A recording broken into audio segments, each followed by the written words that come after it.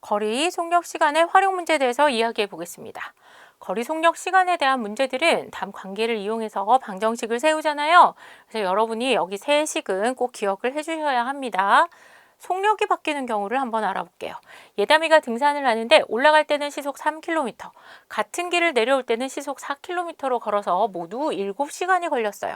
이럴 때 올라갈 때 걸린 시간을 구하시오 하는 문제입니다. 제일 중요한 거는 알고 있는 것을 확인하고 내가 어떤 걸 x로 정할지예요. 자, 여러분 그래서 알고 있는 걸 확인해야 되기 때문에 보통 이걸 꼭 써줍니다. 표를 만들어줘요. 내가 이럴 때마다 여기처럼 이렇게 그래프를 그려가지고 이렇게 나타낼 수가 없잖아요. 그래서 표를 만들어 줍니다. 올라갈 때와 내려갈 때 속력이 얼마예요? 올라갈 때 시속 3km, 내려올 때는 시속 4km라는 걸 알고 있어요. 그리고 나서 내가 어떻게 하겠냐면 다는 모르지만 올라갈 때 걸린 시간이랑 내려갈 때 걸린 시간을 합해서 모두 7시간이 걸렸다는 걸 알고 있고요.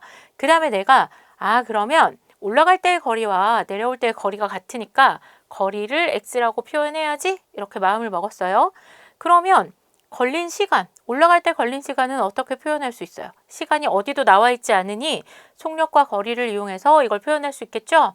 시간은 속력분의 거리니까 속력 3분의 x 이렇게 표현을 해주고 그 다음 내려올 때 걸린 시간은 4분의 x 이렇게 식을 표현해 줄 수 있습니다.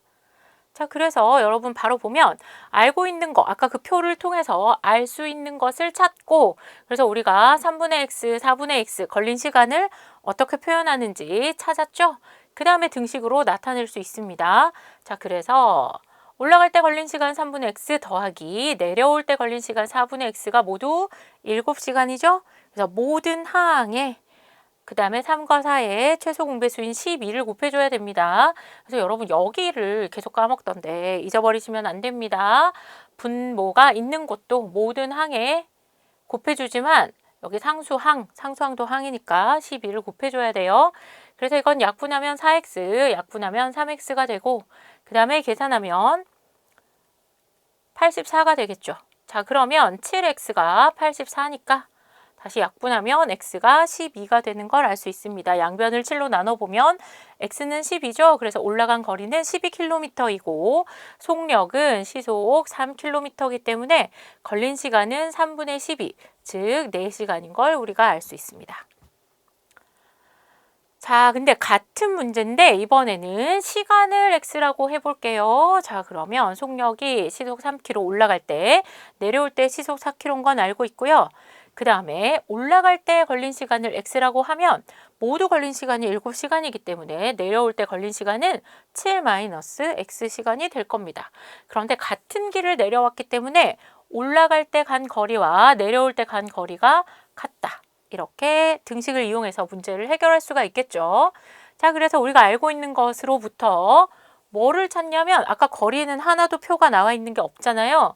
그럼 거리는 뭘 이용하냐? 거리는 속력 곱하기 시간이니까 속력 3km, 시속 3km에다가 걸린 시간 x시간을 곱해서 3x 그 다음에 속력 시속 4km에다가 걸린 시간 7-x시간을 곱해서 우리가 계산할 수 있죠.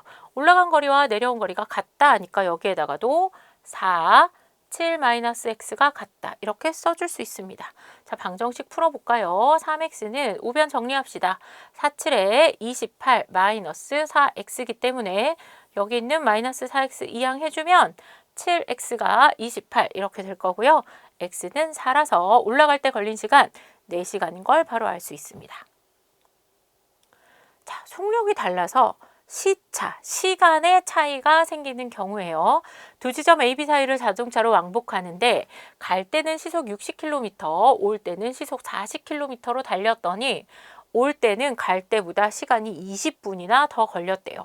속력이 이제 달라졌어요. 그런데 자동차로 왕복을 했으니까 가는 거리와 오는 거리가 같다. 이것도 여러분이 이해하고 있으셔야 합니다. 자, 그러면 갈 때와 올 때의 거리가 같으니까 이번에는 거리를 x로 놓기로 했어요. 자, 그러면 알고 있는 것으로부터 알 수 있는 것을 찾는다 그랬잖아요. 그러면 빨리 표를 한번 그려보면 지금 우리가 알 수 있는 건 뭐예요? 자, 갈 때, 그 다음에 올 때예요. 그러면 거리를 똑같이 x라고 둘 거고요. 그 다음에 속력은 시속 60, 여기는 시속 40이에요. 근데 걸린 시간을 알고 있는 건 이건데 걸린 시간 모르는 거야. 그래서 알 수 있는 것을 우리가 한번 찾아봅시다. 걸린 시간은 속력분의 거리죠. 그래서 여기는 60분의 x, 여기는 40분의 x 이렇게 표현할 수 있어요. 자, 그런데 걸린 시간은 요때보다 몇 분이 더 걸렸어요. 여기는 올 때 걸린 시간은 갈 때 걸린 시간보다 20분이 더 걸렸죠. 그죠?